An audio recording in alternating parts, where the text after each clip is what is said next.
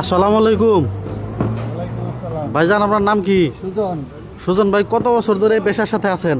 1 বছর রানিং। আচ্ছা, এটারে কি করবেন এখন? এটা তন্দুর রুটি হবে, তন্দুর রুটি। ওকে।